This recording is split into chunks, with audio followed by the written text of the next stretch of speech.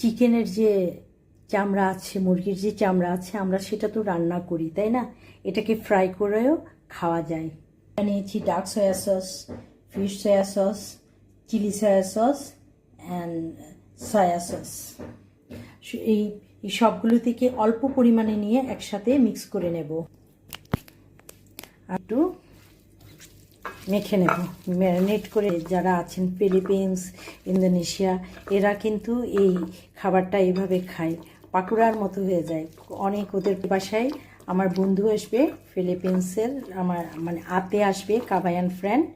So আমি ওর জন্য এটা বানাচ্ছি। ওর খুব